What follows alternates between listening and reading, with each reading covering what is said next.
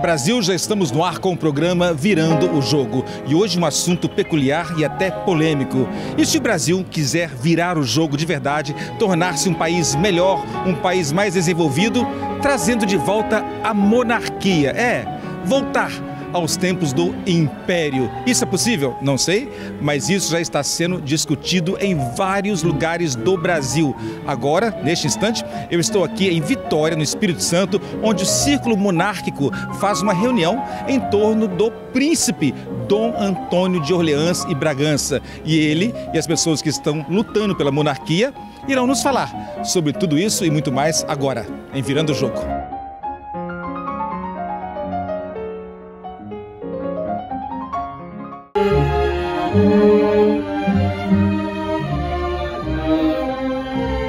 E aqui estamos de volta ao programa Virando o Jogo para tocar num assunto bastante diferente, a volta da monarquia no Brasil. Isso é possível? Bom, vamos conversar com o bisneto da princesa Isabel, o príncipe Dom Antônio de Orleans e Bragança. Mas antes, vamos conversar também com pessoas que lutam para que a monarquia volte ao Brasil.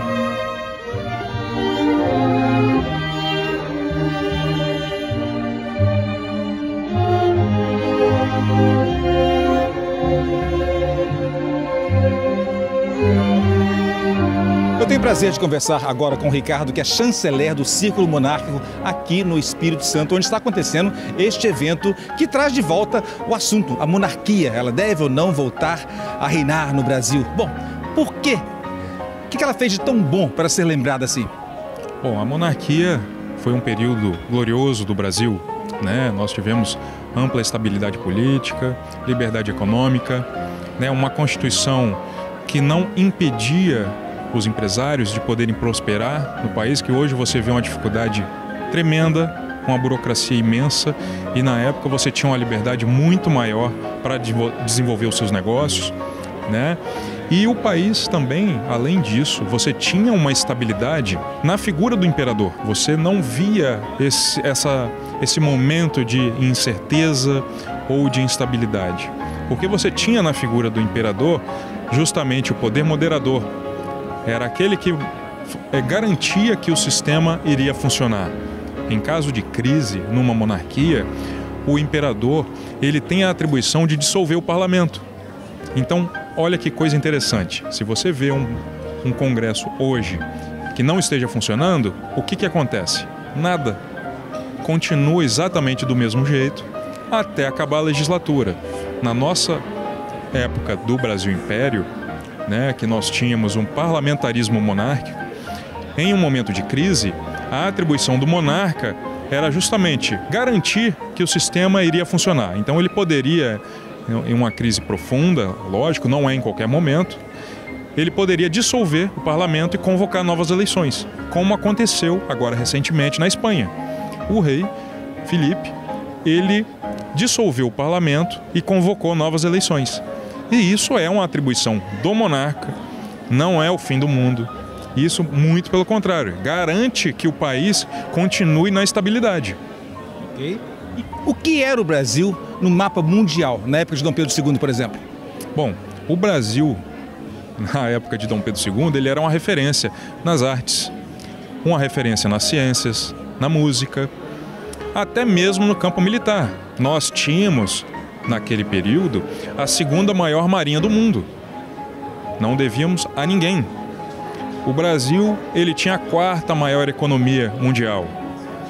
Então são diversos fatores em que o Brasil ele era grandioso, não apenas na questão da estabilidade política, que isso não se compara, mas a forma como o Brasil era visto lá fora. Nós éramos um país de primeiro mundo. E isso nós perdemos, infelizmente. É verdade que na Constituição, até 1988, era proibido um evento como esse? Falar de monarquia? Sim. Era crime? As 5 primeiras constituições republicanas, elas possuíam uma cláusula pétrea que era proibido você montar um grupo monárquico ou você discutir temas sobre a monarquia ou mudança de regime de governo. Então, provavelmente, se nós estivéssemos ainda naquele período, nós estaríamos na cadeia. E qual é o cenário ideal ou propício para a volta de uma monarquia? É esse que nós temos hoje no Brasil? Bom, o momento atual de crises políticas, né, onde o povo está se manifestando, é um momento em que a gente está levando essa mensagem para o povo. É um trabalho que a gente faz de resgate cultural, né, de resgate histórico. Então nós estamos, através dos círculos monárquicos, que estão presentes em todos os estados do Brasil, nós temos o nosso dever de passar essa mensagem para a população.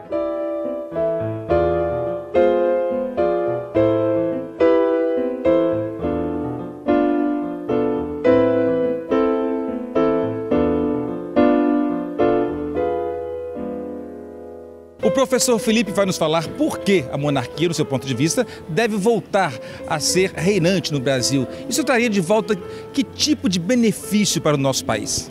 Bom, basicamente essa resposta diz respeito à organização do Estado. É uma separação do chefe de Estado do chefe de governo. O governo continua sendo ideológico, feito pelo povo, eleito pelo povo, que vai decidir dentro de um partido de direita, de esquerda. Entretanto, eu acho importante para o nosso país que haja um órgão de controle político e não só um controle de constitucionalidade e legalidade das leis. Então o chefe de Estado, na figura do imperador ou do rei, faria um controle sobre a execução do plano de governo, com a capacidade de dissolver o parlamento ou de exonerar o primeiro-ministro caso haja o descumprimento daquelas propostas que foram eleitas pelo povo. Então é uma forma muito mais democrática de se governar e de se estabelecer um sistema de equilíbrio dentre os poderes.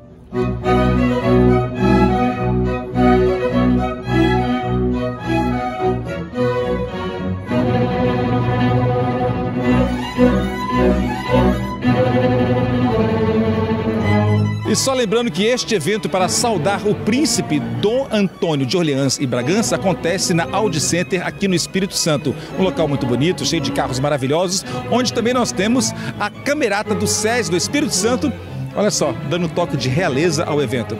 Eu volto já já.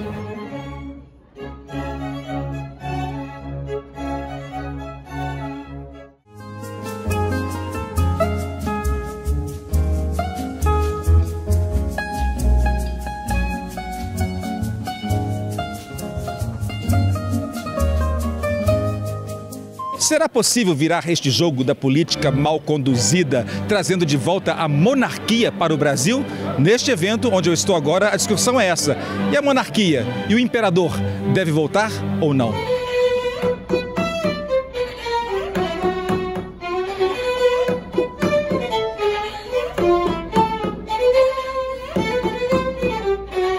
Agora eu tenho o prazer de conversar com o maestro Leonardo Davi, um ícone aqui no nosso estado, o Espírito Santo, uma referência no Brasil, porque faz um trabalho muito bonito quando o assunto é despertar a população para a música clássica. Este é um assunto que eu prometo voltar em outros programas, mas agora eu quero aproveitar o seu conhecimento, a sua expertise, para saber se de fato Dom Pedro foi tão bom assim na luta pelas artes do Brasil, do brasileiro.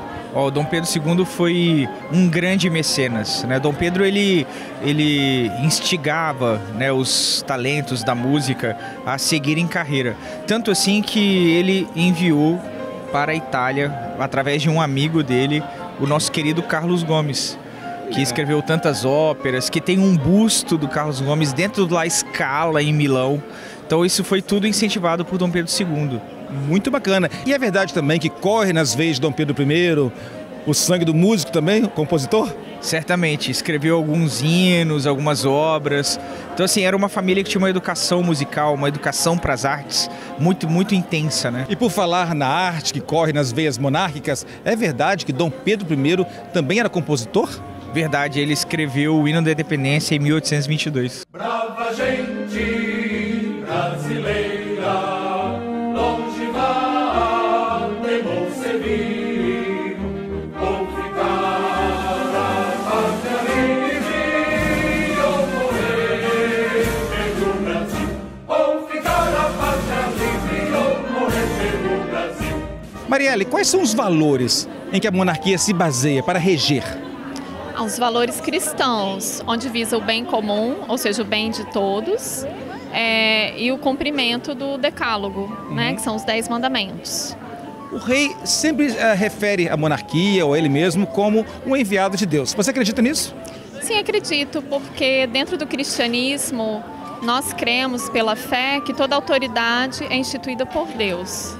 Então, assim como nós temos Cristo Rei, o Rei do Universo, ele também determina toda uma hierarquia no mundo, no universo. Isso a gente pode contemplar em todos os aspectos, desde a vida em sociedade, como também na própria natureza. Mas se a monarquia está baseada também, né, na hereditariedade, e se por acaso vier um rei meio malucado, meio difícil, a gente tem que considerar que ele também veio de Deus? Aí nós temos toda uma situação dentro da Constituição que prevê esse tipo de situação onde pode ser resolvido.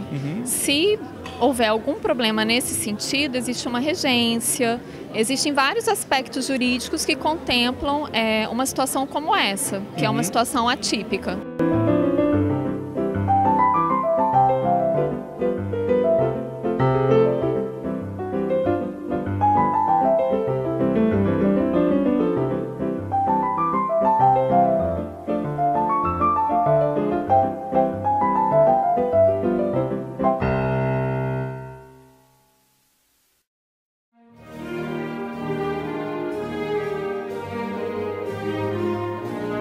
E aqui estamos de volta ao programa Virando o Jogo, que hoje está tocando um assunto delicado, a volta da monarquia no Brasil. Pois é, este assunto que está esquentando hoje o nosso programa continua em pauta agora.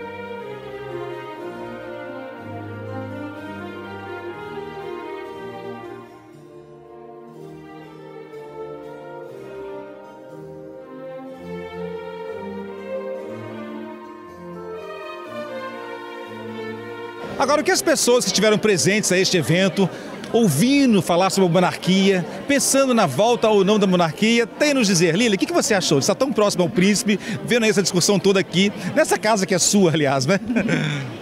Wesley, foi uma alegria hoje receber o príncipe Dom Antônio de Orleans e Bragança, nos falando sobre monarquia, e ele é uma pessoa incrível, né? De uma elegância, de uma educação, de uma simplicidade, e tudo o que ele falou sobre o país, né? Aprendemos mais um pouco hoje sobre o Brasil. Foi muito bom, eu só tenho a agradecer, e a presença dos amigos, dos nossos clientes aqui hoje. Que maravilha! É bom encostar na história, né? É muito bom, estar tão pertinho da história, da nossa história, do nosso país. Bisneta da Princesa Isabel, gente? Bisneto da Princesa Isabel. E as histórias que ele nos contou, né? Aqui sobre a família, sobre os valores, sobre os princípios de um príncipe, de uma família real. Foi muito lindo. Emocionou realmente. Que bacana, então emocionou. Ao meu lado eu tenho a parlamentar muito querida no Espírito Santo. Esse programa vai para o Brasil todo. Nós estamos no programa Virando o Jogo, da Rede Brasil de Televisão e também da TV Ambiental. Então nós estamos hoje sendo assistidos por todo o Brasil. E essa querida parlamentar que o Espírito Santo ama, já foi também senadora, não é isso? Deputada, enfim, ela acumula cargos no Estado aqui do Espírito Santo. Então, como a senhora, como um ente público, enxerga essa discussão em torno da monarquia?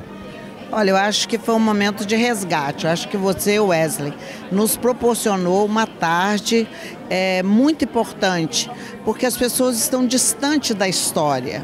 Você trouxe a história para dentro da Audi, né, com uma competência singular, trazendo a nossa orquestra, né, que é a Camerata do SESI.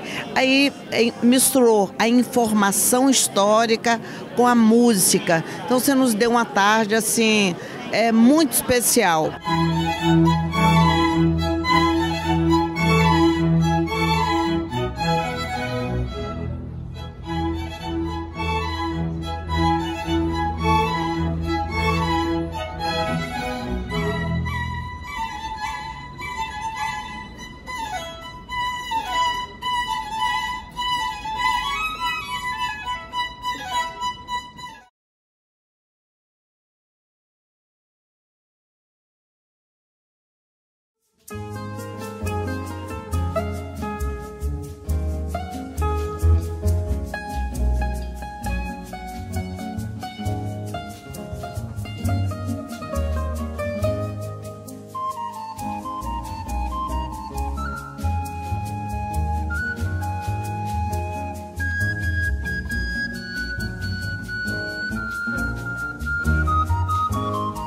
Príncipe Dom Antônio de Orleans e Bragança, Sua Alteza Imperial.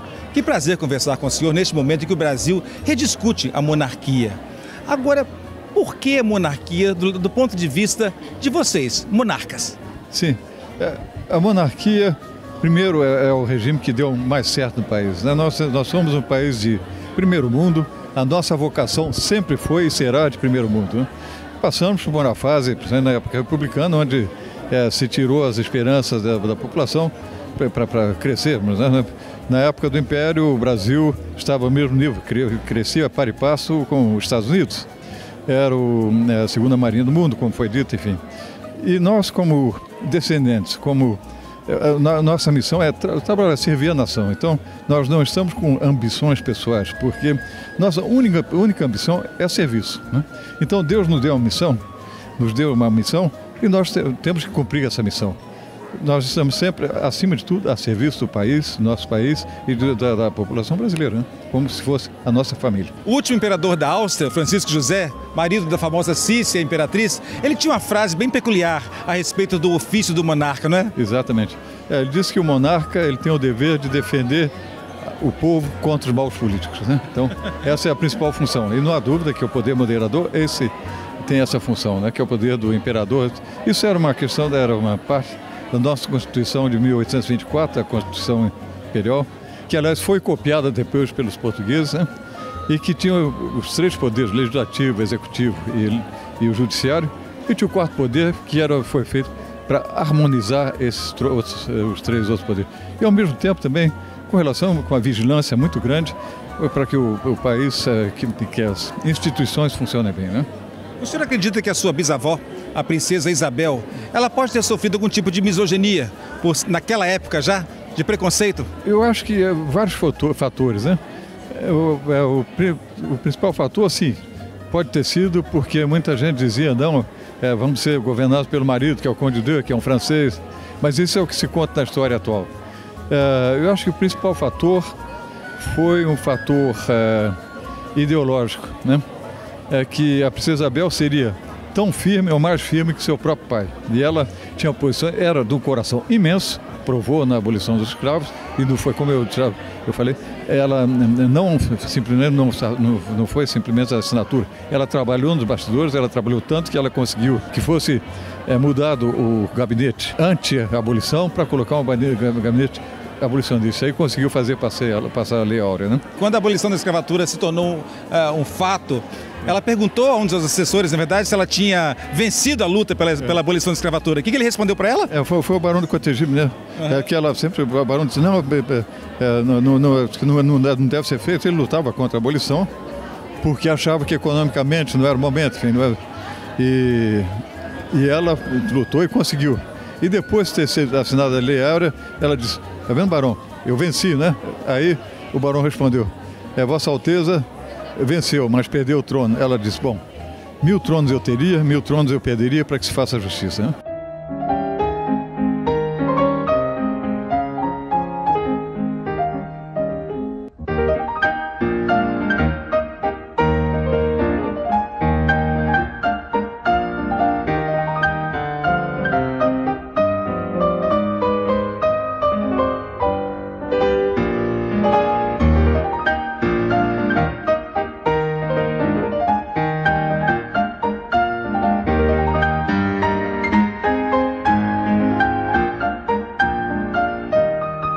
Uma coisa é certa, nós devemos sim estudar muito e a fundo a história brasileira, porque veremos com certeza que a monarquia, especialmente Dom Pedro II, foi um ser muito mais importante do que nossos livros de história têm nos contado. Isso eu posso garantir. Ficamos por aqui. Tenham todos uma ótima semana, fiquem com Deus e até o nosso próximo encontro.